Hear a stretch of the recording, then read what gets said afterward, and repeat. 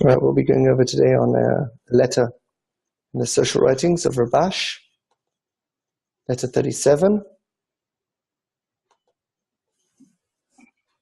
Phase 2. As for separating love of friends from the work of the Creator, I do not understand it at all because it was never the custom with Baha Salam to connect these two together. On the contrary, it was always forbidden to speak words of Torah or of states of greatness and smallness among the friends. Our way has always been, walk humbly. It was barely permitted to speak of matters of work among the friends, as said in several of Baha Salam's essay in that regard.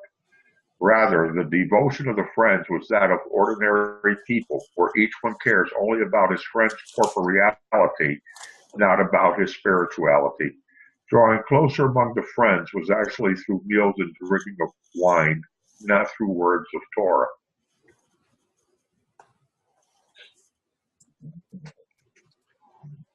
Therefore, I am not sure what innovations you are trying to make. Perhaps until now you believed that for love of friends there shouldn't be discussions or engagements in the matters of work. And now you should know for sure that this is the only way it should be, meaning by walking humbly.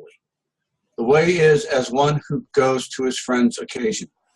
He doesn't think of himself, whether or not he is in a good mood, but must take part in his friend's joy. He must not frown, but show a happy face. It is the same here. Bonding among the friends should be such that each wishes to delight his friend. And precisely with corporeal things, since precisely here is the matter of buy yourself a friend. Phase 3. Make for yourself a Rav is a different story. That is, sometimes among the friends, one wishes to execute make for yourself a Rav toward another. However, this is specifically among friends who have great care and strict rigor, and not everyone is suitable for it. But this is no longer considered love of friends, meaning what love of friends requires, since there's no connection to the work, as you wrote to me. Baruch Shalom Alevi, Salam Salam. The reason I brought this letter is to basically show a reference point on what we're actually doing here in system concepts, to show the difference between phase 2, which was the way that Bala Salam worked, the way that Rabash worked, and the way that B'nai Baruch works with Rav Leitman, and to show, and that's phase 2, and to show the way we're doing it here in system concepts, which is phase 3, which is a more advanced level. It's as it said, it requires more strict rigor between the friends. It requires a great care, and not everyone is suitable for it, as we can definitely see. So I just wanted to bring this up to show that it does have a basis in the writings, but you can see there's many differences between that phase 2 and phase 3. For one, you can see how phase 2 is all about, if you remember the 4 phases of direct light, phase 2 is about bestowing without reception. And that's why it talks about how you come to the wedding, you have to make the friend happy without any care of your current state, whether you're happy or sad, whether you're in smallness or greatness, whether you're in a descent or ascent. You're always dealing with the friend, you're not dealing with yourself. You're trying to clothe the friend without using your desire. And that's what phase 2 is all about. Phase 3 already has a reciprocation between the wanting to help the friends and starting to want to help yourself and actually gaining internal power in the process. Could you go back to the last paragraph on the 3rd slide?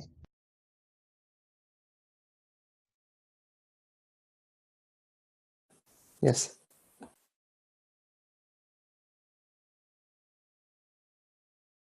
Do you want to read it again? Yes, can someone read it, please? Somebody go for it. Make for yourself a Rav is a different story. That is, sometimes among the friends, one wishes to execute make for yourself a Rav toward another. However, this is specifically among friends who have great care and strict rigor, and not everyone is suitable for it. But this is no longer considered love of friends, meaning what love of friends requires, since there is no connection to the work as you wrote to me.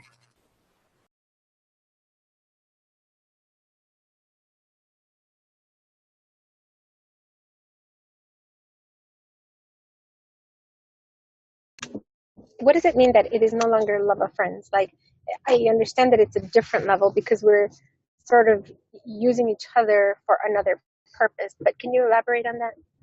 Yeah, so the idea is that love of friends is the way this is referring to is basic corporeal equality, right? So the idea is that, you know, a friend is equal to another friend. There's no friend which is higher than a friend,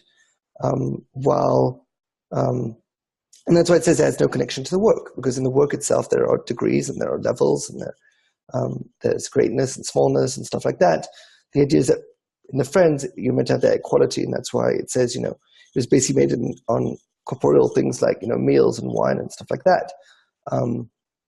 While make for yourself a Rav is where you're constantly making the friend higher than you, and not making them higher artificially, where you're just like, oh yeah, all the friends are higher than me and I'm small. No, it's talking about actually making others higher than you so you can accept them and expand yourself and grow yourself, and listen to them and really expand yourself. And the idea is love of friends is not about expansion. It's more about that clothing. It's more about that physical closeness that will just sort of give this general feeling of, oh, we're all on the same road, but there's no actual interaction with each other. So the idea is that with love of friends, if someone leaves, you might say like, oh, we need everybody, but when someone leaves, you leave and there's no problem, you just continue on. Well, when you're making for yourself a Rav, when you're making a friend, someone who's higher than you, if they leave, it really hurts you. You have a much more deeper connection to them because of it. Well, with a lot of friends, it tends to be very general, and doesn't have that specifics. It's like, I love everyone, which means I love no one.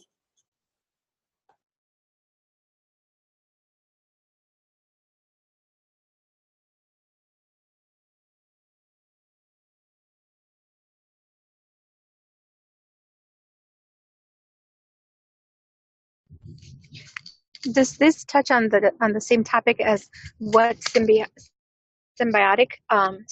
is, or independent versus dependent? Yes, you could say that love of friends is dependent on each other. And then you could say make for yourself a Rav is independent on each other, because you're making someone higher than you because you actually want to get there, not because you just want to stay in that state that they're higher than you. Like Rav is basically in Hebrew, it's great, right? So a future state.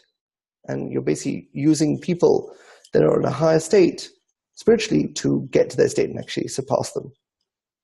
Well, with love of friends, that's not the goal. You're not using the friends to actually surpass them. You're just showing that you're all in the same boat, you could say, towards the same direction.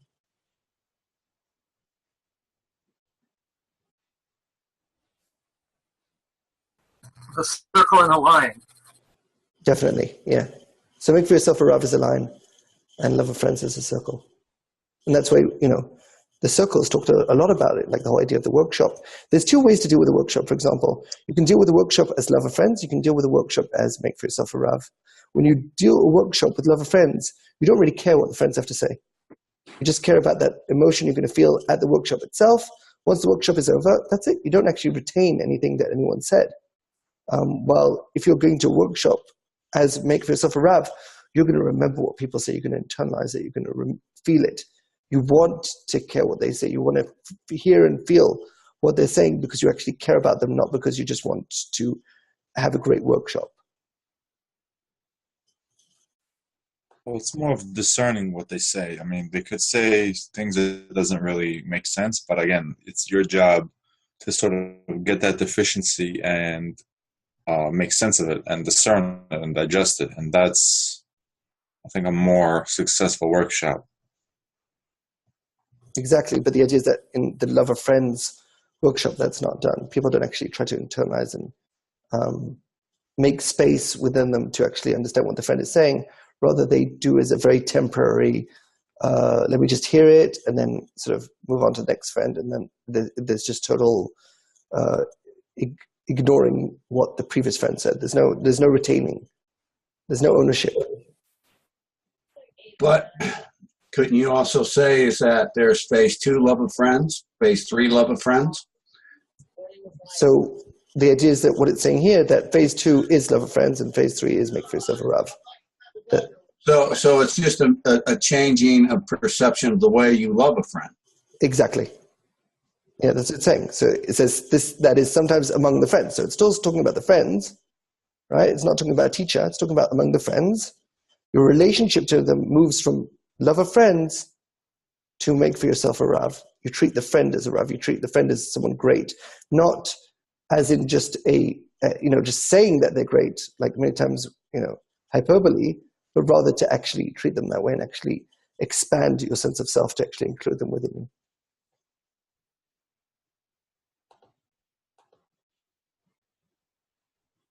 So Caesar asks, there's no connection to the work. What does that mean?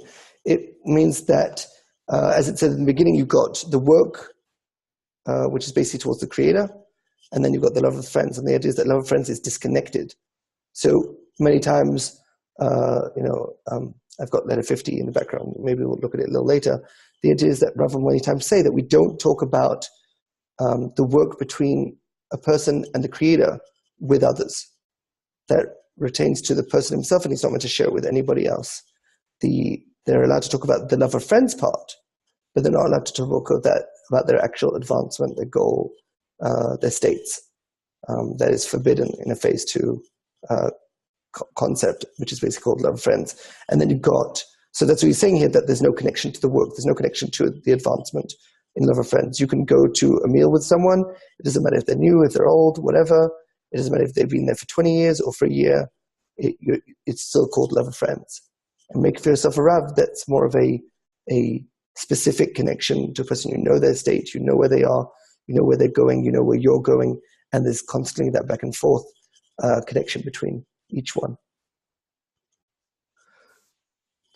So there's like differentiation, there's different levels. Sometimes you yourself can be the Rav, sometimes your friend is the Rav. Is there like an interplay like this? There's an upper, there's a lower, there's different kind of interactions? Definitely. So the idea is that there's 2 ways to look at this. A spiritual, right, where you know whether someone's on a higher version number than you, a higher degree, have they crossed the barrier, have they not crossed the barrier, have they passed your degree or not? That's one thing. And then you've also got the idea of listening to other people and accepting, and sort of, when I mean accepting their views, making place for their views, internalizing and understanding how can you integrate their view and your view, even if they're opposites, even if they contradict each other, you expand your sense of self to include both views. And that you can do with someone, whether they're lower than you or higher than you spiritually.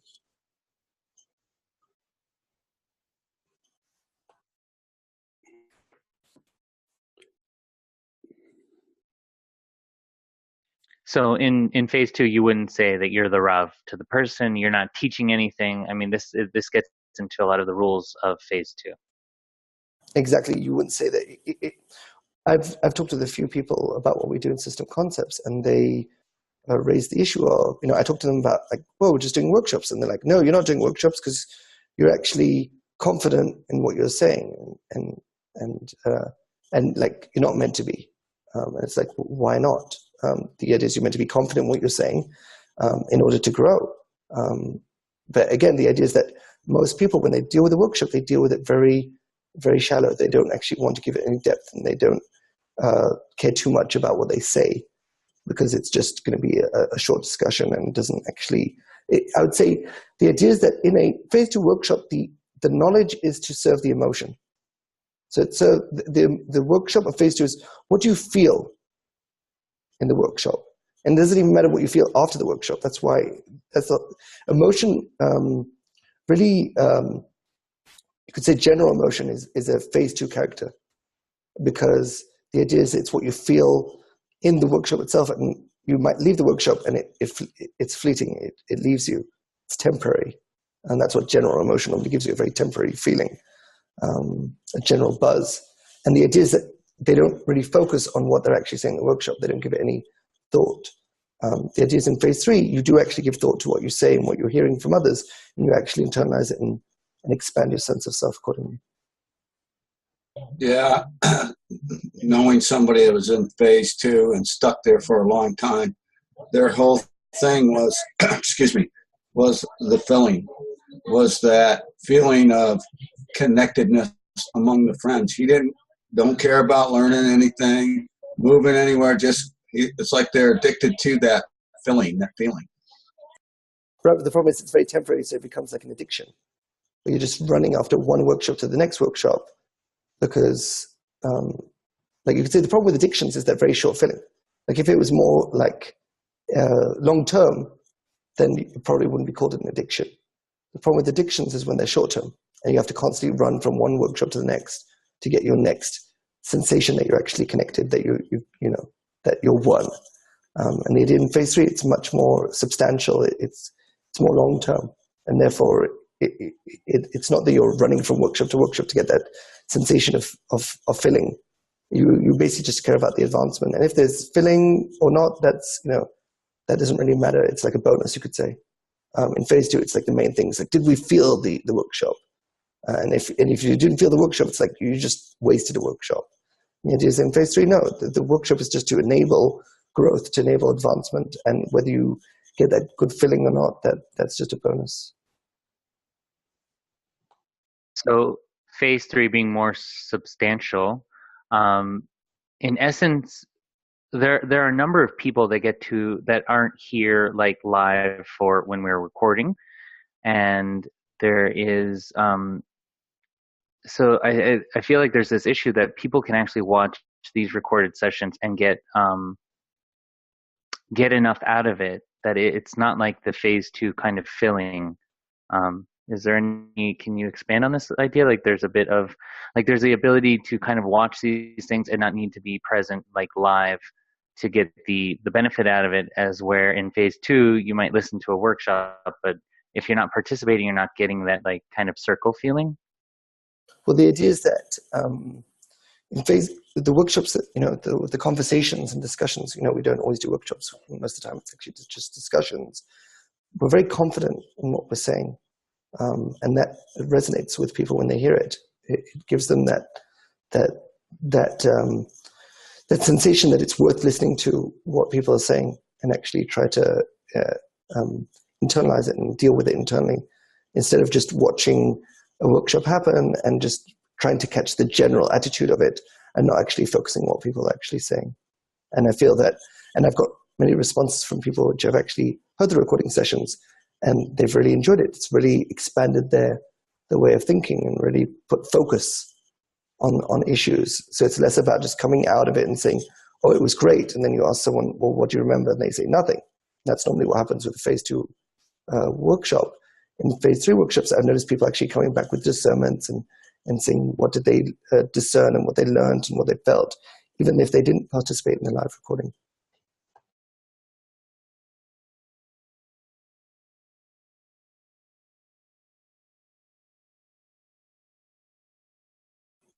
Let's read it again. I think it's a very important letter.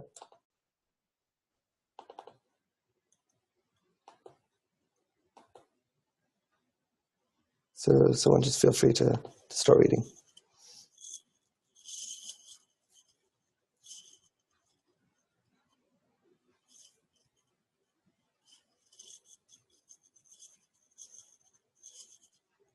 Phase 2. As for separating love of friends from the work of the Creator, I do not understand it at all, because it was never the custom with Bala Salam to connect those two together.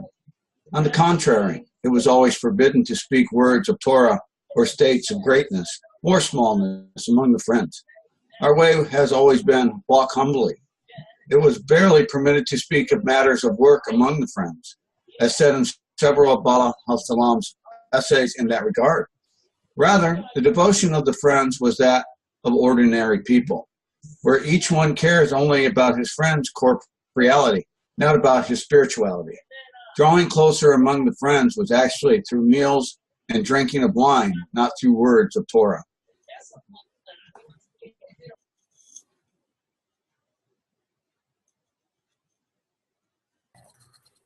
general connection. Therefore, I am not sure what innovations you are trying to make. Perhaps until now you believed that for love of friends there shouldn't be discussions or engagement in matters of work. And now you know for sure that this is the only way it should be, meaning by walking humbly. The way is as one who goes to his friend's occasion.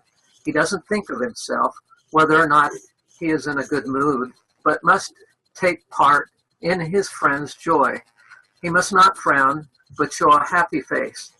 It is the same here. Bonding among the friends should be such that each wishes to delight his friend, and precisely with corporeal things, since precisely here is the matter of buy yourself a friend.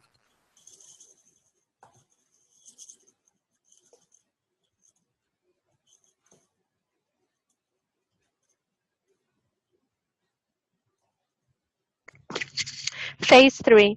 Make for yourself a Rab is a very different story.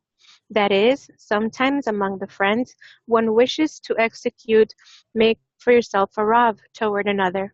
However, this is specifically among friends who have a great care and strict rigor, and not everyone is suitable for it. But this is no longer considered love of friends, meaning what love of friends requires, since there is no connection to the work, as you wrote to me.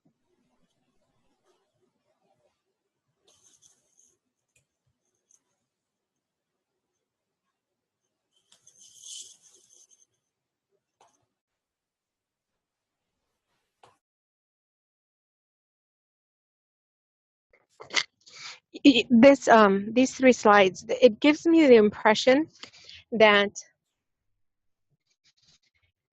even the first slide, he's talking about it as past tense. Well, this was what was done. And then this last slide is sort of presenting it like, well, this is another method. Like this is no longer what we're talking about here, but sort of, and it actually even warns, like it's not suitable for everybody, but this is like another kind of method, if you will. It's already hinting to it, even though the first slides is describing it, even as corporeal feeling. No, you're just doing the phase 2, if you will. That's the impression that I get. Definitely, it's like he is alluding to a high degree of work, but again, it's not designed for everybody. And again, in society, we don't normally think of different degrees of work. We think everyone is meant to do the same stuff.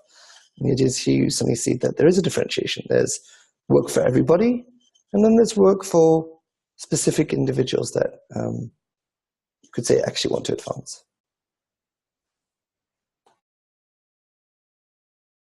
I liked it. It was like he really covered the ground to phase 2, and then he just offered that little glimmer at the end that there's something different, or something else, or something higher. There's work for the regular people in society, and then there's work for couples. Exactly. The idea is the reason I brought it is to show it's not like we're like going off the path, or we're doing things that we shouldn't be doing. The idea is that there is this glimmer of hope. There is this sort of other place that we can actually do work on a different degree, on a different level, on a more closer level, where it actually requires closer interaction with the members. You actually care what the other people are thinking, what they're feeling, and you're not just letting people just walk through and go by. You can't do this, for example, with what they call the 99%. You can't do this phase 3 workshop in the middle of the street, because it requires that more deeper internal work that you can't just get done in a fleeting meeting. Which again just shows you the idea that if you can do a workshop with anybody, and that's the same kind of workshop you're doing inside the society, it shows you what it's designed for. It's designed as a very general way of working. And then what we're doing in phase 3 is it's a very specific way of working. It's much more attuned to people, and that's why we, in system concept, we talk about the phases and we talk about the classes. These are more specifics to the individuals that are actually on the path, While normally it's just treated as the only common point is the point in the heart, and that's about it. And yes, it sometimes talks about, separating men and women, but mostly there's no unique identifier to a person. It's just everyone just has a point in the heart, and that's about it. There's no uniqueness to each individual as themselves. It's just like, oh, you have a point in the heart? Join us. Doesn't matter who you are, what you are, just be with us. And the idea is in phase 3, there's actually more care about who you are, what class are you, what phase are you, what direction are you going, and so forth. I have a question in regards to just, let's say, phase 2, or maybe what an individual is experiencing while in a workshop with a phase 2, because there are several articles in Rabash. One says, the rules of the workshop, it says everybody is equal and nobody's more than the other. But then there's also something that says that I cannot be influenced by another unless I am a 0 and they're 1, meaning I'm actually paying attention not to necessarily what is being said in the workshop, or maybe so, like, why is this person saying this in this particular manner, and why am I sensing it in whichever way. But even I think also in corporate reality, like sometimes someone will say something, and because of the discernment that I was doing internally, is like, oh, I needed to hear that. So is there something else that happens even within a phase 2, or even within one individually with a phase in corporate reality, where one is gaining discernment from whoever, whatever they're saying, not necessarily aside from the work that's being done in a phase 3? So you're talking about what is the difference of how someone, let's say, phase 3 person is in a phase 2 workshop?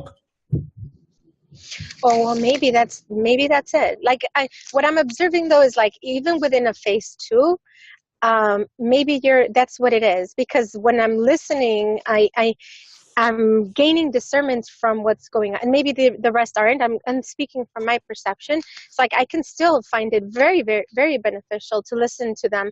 And I was wondering if within the phase 2, there's switches in between listening to some as a Rav, and then also switching back to, like, from a 0 to a 1 kind of saying. Sometimes I feel that I'm a 0, sometimes I'm a 1, sometimes I'm a 0. So even within the phase 2, those representations of equality or love of friends versus, no, this is a Rav right now, do they happen within a phase 2? So the idea is that there's 2 issues here. There's who are you, right? What phase are you? And then there's what is the phase of the workshop, right? So if the phase of the workshop is a phase 2 workshop, that means that people are coming to that workshop to be doing a very general connection. That doesn't mean that you can't use it and upgrade it and amplify it to a phase 3 workshop. But the idea is that it's only going to be one-sided. So you're going to be able to treat the others as if they're Rav, they're greater than you. There's discernments you want to hear from them and internalize within you and gain new concepts. Like many times I'd go to the young group, and I'd be in a workshop, and I would listen to them and invert it from phase 2 to phase 3, come up with great concepts, and then write articles about it. So I was using them as greater than me because I was internalizing their concepts. Of course, I was doing the inversion because they're still, at the end of the day, still a phase 2 group. But still, I'm giving them that not that physical time, but that emotional time, that internal time, that discernment time, basically. So someone in phase 3 can go to a phase 2 workshop and actually, you could say, upgrade it. It's not going to be as good as a phase 3 workshop itself, right? Where the discernments which are going to be shared by the other members are going to be much more direct. You're not going to have to invert them, right? They're going to be straight on to the point. While in phase 2, you're going to have to always invert what they're talking, because they're mostly going to be expressing dirty or generic concepts. While in phase 3, they're going to probably talk more to the actual matter at hand. But definitely, you've got that interplay between who are you and who are you interacting with. Hi, everybody. Can you hear me? Yes, yes. I have something to say, but it's not crystallized enough. So I will give it a try, see how it comes out. But when I'm listening to the letter, this is in a nutshell what I hear. There's stage 2, and it's got its protocol, and it's got its characteristics, period. And there's stage 3, which is very different. And it's got its protocol, and it's got its characteristics, period. And then a question pops into mind. What is better? And there's no relating to it. And that is what I find interesting. Because what I'm hearing underneath the words is the following. There's no better or worse. Stage 2, and they're great. Stage 3 are stage 3, and there's great, just the same. We need to come to terms that we have different levels of desires within us, and we need not expect all of our own desires to be of the highest possible level, because this is not the structure of the system. That's it. Absolutely true. The idea is that phase 2, not everyone in phase 2 is, I would say most of phase 2 is going to stay phase 2, and they're not going to reach phase 3, and that's perfectly okay. Just like most of humanity will stay humanity, and that's perfectly okay as well. The idea is for a person as an individual to decide what is the most effective form for them to advance. And the idea is that what we've seen in the results is that a phase 3 interaction is more beneficial than a phase 2 interaction. Does a phase 2 interaction still need to happen? Yes, it does. But it changes its form. Instead of, at the beginning when you go to phase 2, it becomes a filling. It is when phase 3 comes into play, then you're like, okay, so what am I meant to use phase 2 now for? Phase 2 becomes then not a place for filling, since phase 3 now becomes the place of enjoyment, of filling, of like, wow, this is the great part. This is the highest point. Phase 2 then becomes a place for deficiencies. Just like in phase 2, you had the deficiencies from phase 1, and then you had the filling from phase 2. When you reach phase 3, then phase 3 becomes the filling, the thing that you enjoy, the thing that you really desire to come to. And phase 2 becomes a place for deficiencies. And phase 1 just basically becomes like out of the picture. And that's what normally happens to many people that reach that phase 3 in their actual advancement. They suddenly like don't have the problems of phase 1 that they used to have before, because it becomes insignificant in the grand picture.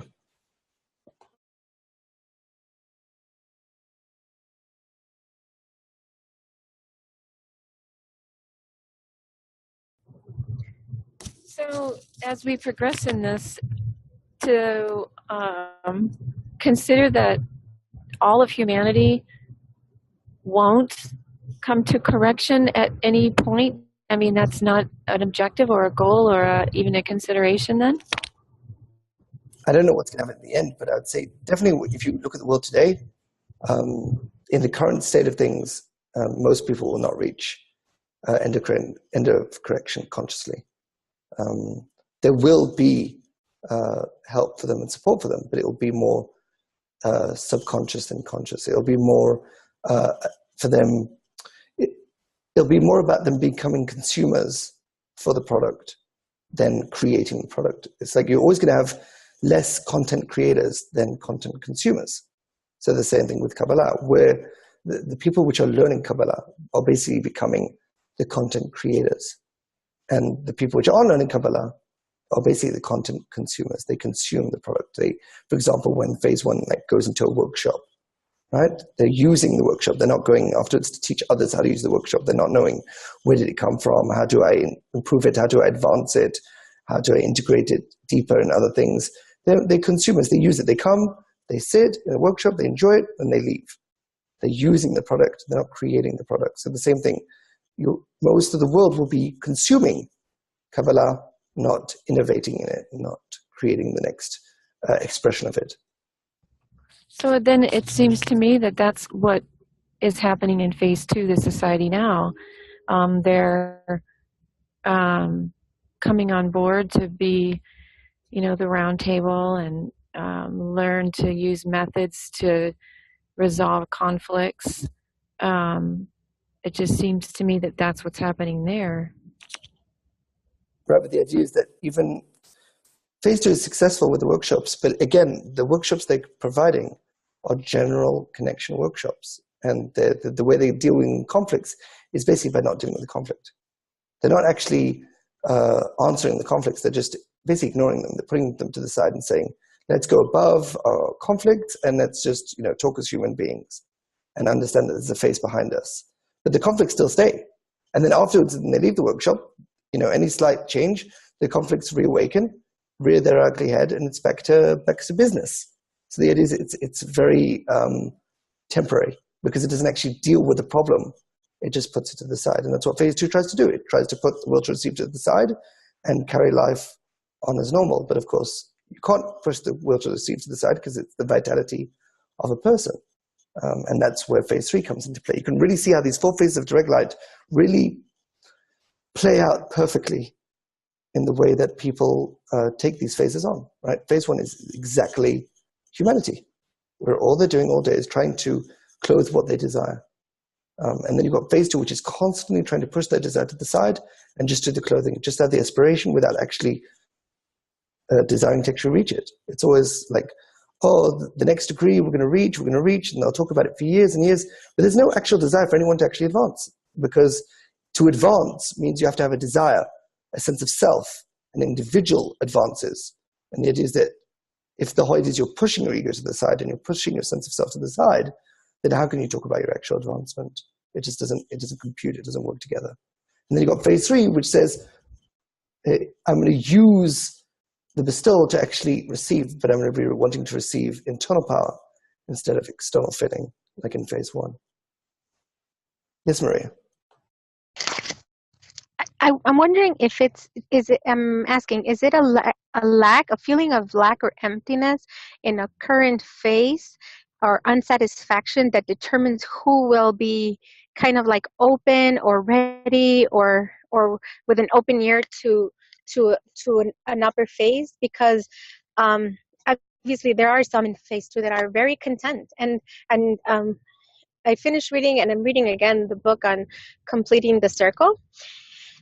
And that the book, when I'm reading it, it's as if it's preparing the product, if you will. Like there's some that you would say, nope, we have to sell them the product. Others, I need to teach them how to run the company. I'm not sure. I'm asking because there's some that when they read, when in talking about completing the circle, it was as if this is heaven, this is great.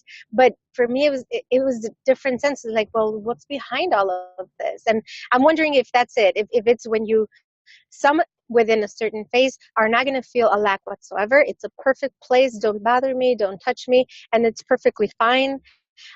Yet there's some others that are feeling some type of emptiness, even in this euphoric state, or lack. Is that one of the identifiers that determines who is able to do it more consciously versus subconsciously?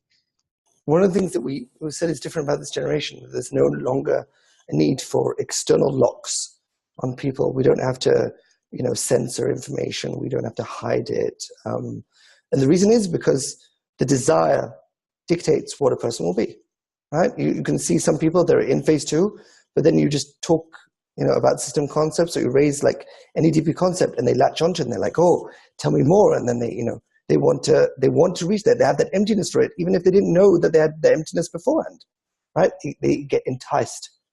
And then you've got somebody else you tell them about this. They're like, I don't need this. I don't care about it. Why would I do anything different? Look at all the friends. They're doing exactly what I'm doing. Why would I want to be any different? So the idea is that it's the desire that does the choosing, right? When we say someone is chosen, what it means, it's not like there's some force of looking at a group of like normal people and saying, aha, I choose, Maria.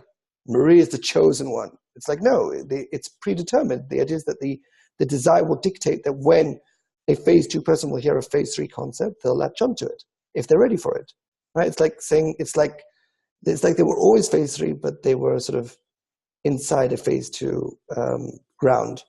They were like a seed waiting to grow. Then you got somebody else who's just a rock, and they're never going to grow, and that's totally fine. So you're going to have people that are going to read. I read Completing the Circle as well. And they're going to read it, and they're going to be like, "That's all I need."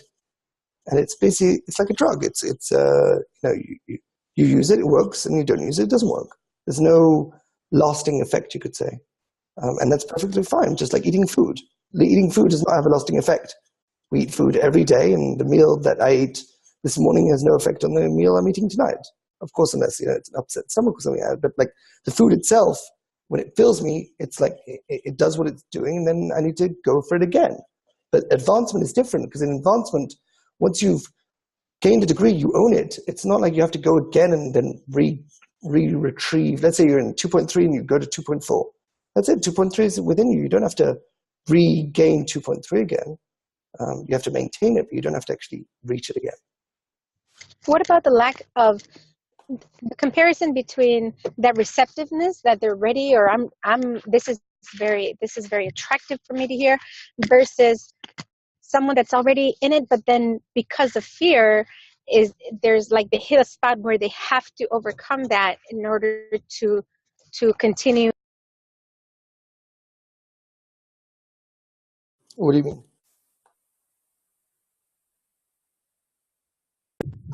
Oh, I'm sorry. I think I had pushed the button.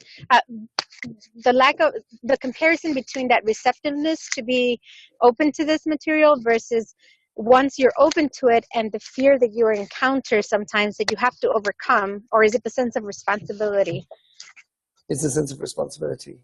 I've talked to a few people in the society, and the reason they don't want to advance because it requires taking responsibility. And most people just prefer to be in a victim mentality, or just to be, one of many. To be an individual requires a lot of responsibility. Not everybody's ready for it. So it is that people which aren't ready for it, that's totally fine. No one's forcing you. There's no coercion spirituality. But if you want to become an individual and you want to basically reach gender correction, which means loving yourself, if you want to learn how to love yourself, then there's a method for it. But the idea is that you're definitely going to feel many times the sensation of being alone, being an individual, being separate from others, even though you're interacting with others. Just like when you were in phase 1 and you were interacting with humans, you weren't thinking of them as phase 1. You were just interacting with them. And then you reached phase 2 and you were told you have a point in the heart. And then suddenly you feel distance from phase 1. You're like, they don't have a point in the heart. I have a point in the heart. Right? And then you basically got 2 interactions. You've now got an interaction with a person without a point in the heart, and interaction with someone with a point in the heart. And that can be very unsettling at the beginning, because your first response is either to make phase 1 into phase 2, or make phase 2 into phase 1, right? Like sort of, there's only one society, and I'll either say that there's, the point in the heart, everyone has a point in the heart, and then I don't really care if it's revealed or not, right? That's one way to like solve the issue. And the other way to solve the issue is like, well, why can't we just continue what I was doing in phase 1 in phase 2? So you could say downgrade phase 2 into phase 1, downgrade the spiritual society into humanity, or upgrade humanity into the spiritual society. Say everyone wants love, everyone wants connection. And then the same problem happens when you reach phase 3. Your first response is to either bring phase 3, which is the group phase, down into phase 2 and say there's no difference between them, or to say, oh, phase 2, they can reach phase 3, I'll go to phase 2 workshops and I'm going to start speaking system concepts to them, and because there's no difference between a phase 2 group and a phase 3 group. And it's like, no, there is a difference. There's a very clear distinction. It's actually the total opposite. And it's very important to see those distinctions, to know that when you go to a phase 2 workshop, you have to speak their language. Yes, you're going to use them differently, but you have to speak the concepts that they're expecting. And you can't just go you can't go to a phase 2 workshop and say, oh, I am the creator. Like, that's an unacceptable thing to say in a phase 2 workshop. And it makes people squirm and feel very uncomfortable when they hear that. And it doesn't really matter if there's sources to it or not. It's not something you say in a phase 2 workshop. You don't talk about your ego. You're not individualizing yourself in a phase 2 workshop. In a phase 3 workshop, you're meant to individualize yourself. It's meant to be a group of individuals connecting to each other, not a group of just people connecting to become an individual.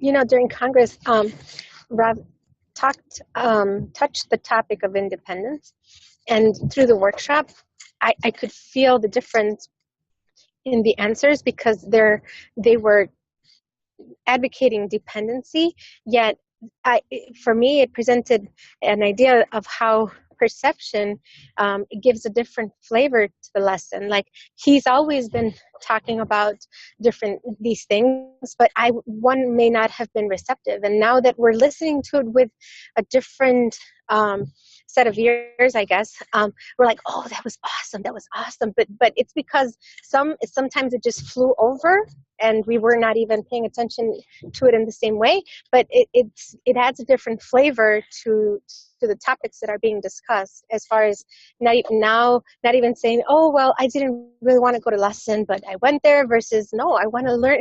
I'm eager to go to the lesson, but it's with a different sense, I guess, that we're listening to these lessons. I do agree. I think it's very easy to see someone who's been to a system concept session is, because they suddenly start to hear Rav in a totally different way. They start to hear the egoistic, the individual words that Rav says, instead of just the general connection words. And I was at the Congress as well, and when Rav was giving those individual questions, I saw people squirm. I saw people feel very uncomfortable and basically try to sort of ignore it, you could say, and just drag it back to, oh, we're all just one, we're all dependent on each other, and so forth. And there was no actual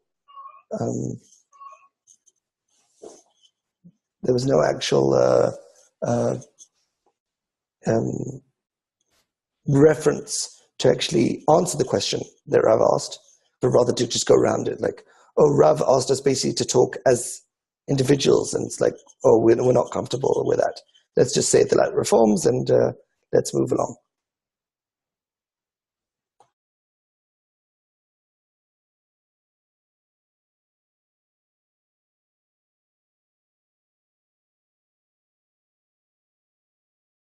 The thing is that phase 2 wants to stay in the same place. It wants to, and it's okay for them to stay in the same place. And what they do, the problem is, to stay in the same place is you don't want to stay in the same, you don't want to feel you're staying in the same place.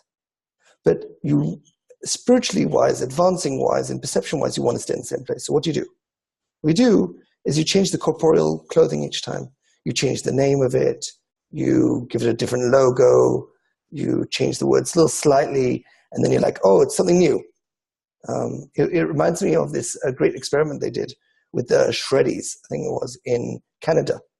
What they did was, if you know what a Shreddy is like a square cereal, right? And, let's say I've got, a little square here, right? Or, rectangle or whatever.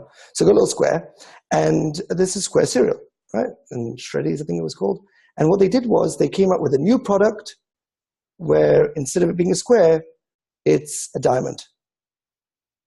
It's a diamond-shaped cereal, right? And they put it, on the box with a diamond shape, and they were like, it's different, it's more tastier because it's diamonds instead of squares. And it was the exact same product, right? With the exact same content, just a different box cover. And they actually did an experiment with people, and they saw how the people that tasted both the same Shreddies, but with a box where it's diamonds shape and a box where it's square shape. And they said the diamond shape was more tastier. And, that's totally a perception thing, right? Really, that's hilarious. Yeah, because you're talking shredded wheat, we call it. Exactly, shredded wheat. Right. So it's basically, and you can find it on YouTube. It's hilarious. I watched it also in like a TED thing, where instead of a square, it's now a diamond. See, it's totally different. It's not the same shape. And a diamond. Oh, a diamond is something. Diamond's sort of girl's best friend. Square's considered. Oh, you're square. You can't think outside your box, right? So the idea is it's the exact same cereal with a different perception. And that's what phase 2 does. It constantly just changes the clothing of so the product is the same, whether they call it integral education, whether they call it happiness, whether they call it, completing the circle, whatever they call it. It's the same thing, just with a different clothing. It's expressed a little differently. And I've watched the Baruch have all these child companies, and they switch them through over the years, and they close them down and bring out a new one, and close it down again and bring out a new one again. And it's exactly the same content. It's just a different company name or a different company logo and so forth. And that's the way phase 2 constantly keeps itself awake, right? It's like, oh, this Congress, totally different from the previous Congress. And it's like, it has the same structure. Rav always talks about, the general connection, mutual guarantee on the first day, talks about, there's none else besides him on the second day. And then the third day is just to, close it up with, who are we, Israel, and stuff like that. So, and this is normally the same structure for every single Congress. But every Congress, people come out and say, oh, no, this was a totally different Congress. This was new. Rav never said that before. And it's like, well, actually, it's very repetitive. And it's actually, you can actually listen to the Congress and notice how it's exactly the same content, but it's worded slightly differently. And then people feel it's new. It's like it's a totally different packaging. It's like taking a Coca-Cola bottle and just putting on a different label of 60s, 70s, 80s, 90s, 2000s, and you're like, oh, it's a different product. It's like, no, it's the same product with a different clothing.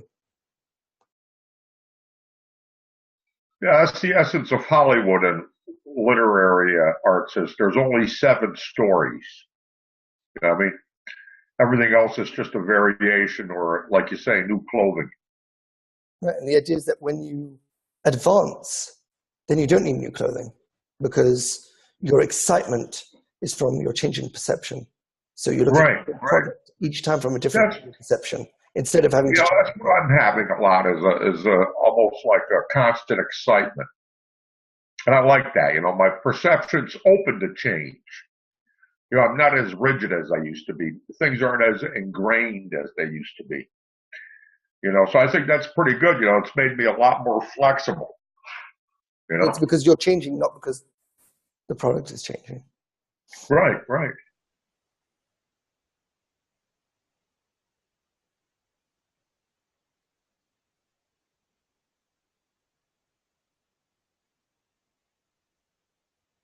I can also show you the article, the letter 50 of Balasulam, just to show sort of what is being referred to when he says, that Balasulam says that we're not meant to share states and stuff.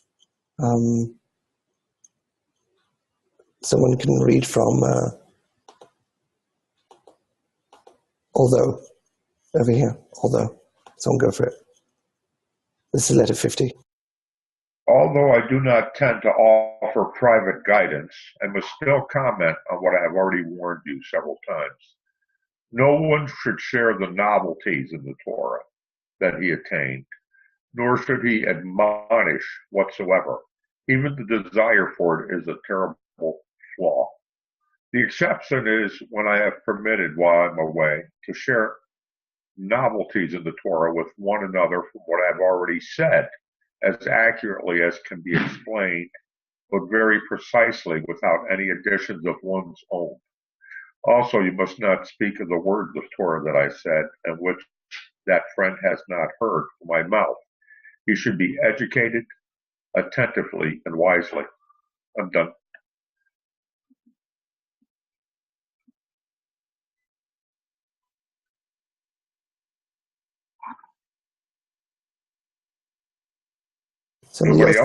Somebody else continue. I find it necessary to warn about the above because I feel that you have already sketched the line that you have given to yourselves. Know for certain that by this keeping you will be granted with saying novelties in the Torah before the Creator, and to admonish yourselves. But one who scatters his qualities in those will not be established in the eyes of the Creator. In that matter, an ounce is as much as a pound, and the Creator will help you and guide you to the doors of truth. So this is mostly the reference point, which is used to saying that we're not allowed to talk with each other about anything, about the work, about the states, the phases, whatever. And this letter was in 1927, you can see. And it is basically the basis for this whole phase 2, where we're basically not allowed to talk with each other. And then Well, he did give the criteria, to maintain the quality of who you could hear it from and who you could tell it to. Right. So the idea is that most people just read it as this is an absolute no-no, and that's it, and without actually inquiring into why is it not allowed. Maybe it's a little different now. Maybe if you are doing it with members that you have trust in, then it's not called scattering your qualities. But most people don't actually want to give this any true thought because it's scary to advance. It's terrifying. You go through many. It's taking responsibility, and responsibility is a hard thing. So it's much easier to just use a quote from Bala Salam to back you up and say, "Oh, you see, this is why I don't want to do it, because otherwise I'll harm my spiritual state," as if it's something that you can actually harm.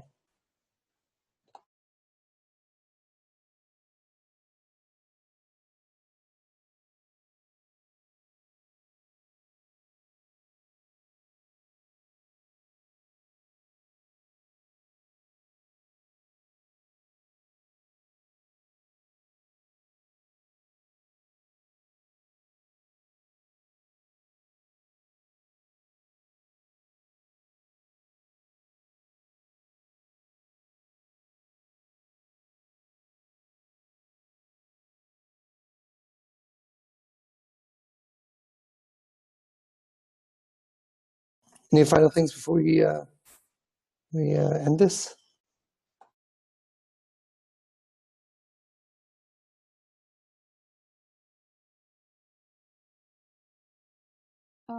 Yes, just that when we, get into the phase 3 work, we have to be, we tend to make ourselves vulnerable with each other in the group or with our individual, sometimes with the group. So because the work it's internal and it's difficult. You have to own, parts of yourself that you would rather not. And so, we're vulnerable with each other. We are sometimes emotional, sometimes angry. We disagree. It's more intense, a lot more intense. But at the same time, that as we share with each other, and as everyone shares, we all become, I feel like, a real tight group, much closer, and we learn a lot from each other and share more deeply. I totally agree. I would say that the system concepts have been going now for 6-7 months, and I feel that it's matured amazingly, and I feel that we've had many fights in the group and stuff like that, but I would say that we've always come out with victory. We've gone stronger from the conflicts, not weaker.